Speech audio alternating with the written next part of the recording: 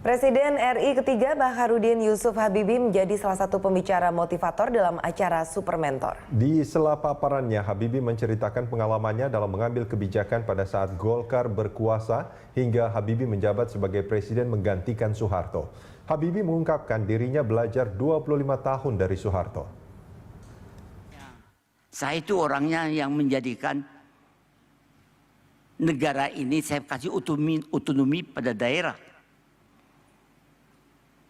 Bukan itu saja. Dalam Orde Baru, saya cerita mekanismenya. Orde Baru itu pada tahun di mana dilaksanakan, boleh dikatakan, sidang umum MPR.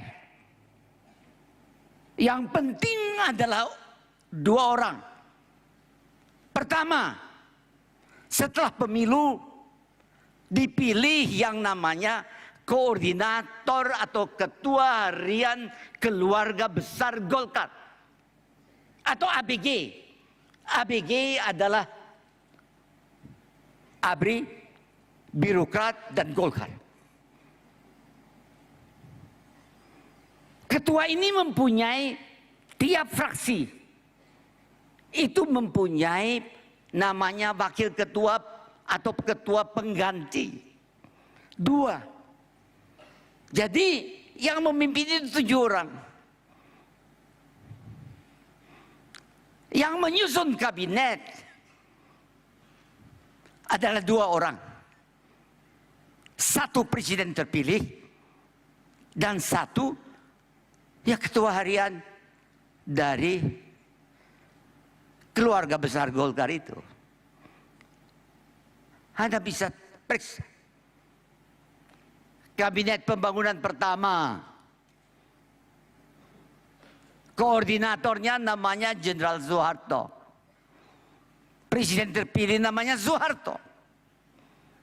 Soeharto dengan Soeharto ngomong sendiri. Menentukan siapa yang duduk dalam kabinet etc.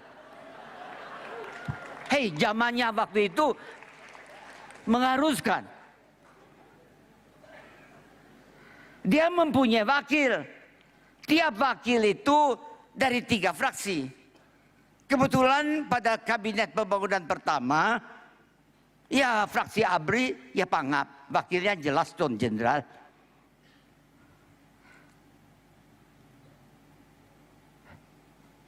Fraksi Golkar, ketuanya seorang jenderal, Amin Murtono. Wakilnya 2 jenderal. Utusan daerah diserahkan kepada Menteri Dalam Negeri adalah Jenderal Amir Mahmud. Jadi kalau orang membicarakan mengenai Dewan Jenderal, memang ada. Tetapi bukan seperti yang dijelaskan untuk komunis nasional. It's not true. Saya tahu. Kenapa saya tahu? Pada kabinet pembangunan pertama, Soeharto dengan Soeharto. Kabinet pembangunan kedua, Soeharto dengan Soeharto. Kabinet pembangunan ketiga, Soeharto dengan Soeharto. Kabinet pembangunan keempat, Soeharto dengan Panggabean. Kabinet pembangunan kelima, Soeharto dengan Sudarmono. Kabinet pembangunan ke-6, Soeharto dengan Habibie. Saya tahu itu. Saya banyak catat. Kabinet pembangunan ke-7, Soeharto dengan Habibie.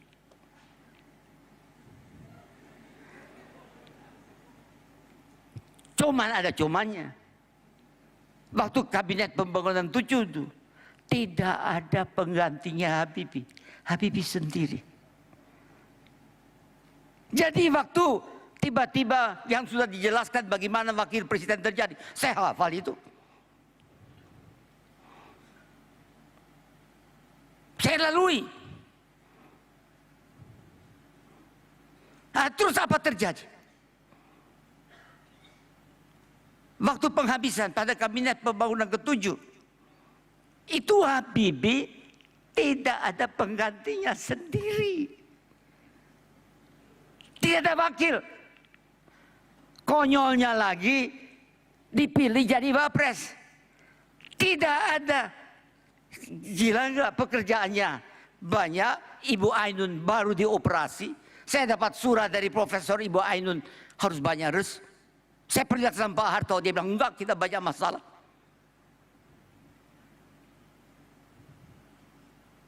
Dia bilang serahkan sama Allah. Hei, itu bukan suatu lelucon. He mean it. Saya sampaikan sama Ibu Ainun, dia bilang benar. Kamu nggak bisa melawan. Oke, saya terima. Tiba-tiba dia lengser. Presidennya Habibie, wakil presidennya Habibie,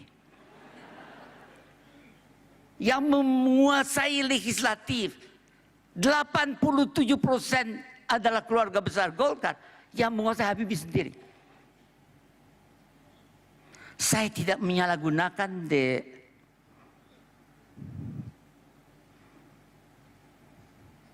saya memanfaatkan dengan baik. Mengenalkan perubahan-perubahan berdasarkan keyakinan. Karena sebelumnya 25 tahun saya belajar dekat Pak Harto.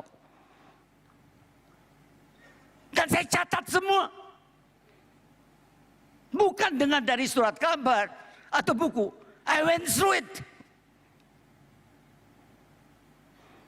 Menurut hukum yang dikeluarkan oleh Montesquieu, namanya 3 kekuatan dalam suatu keadaan politik. Tidak boleh dikuasai satu orang.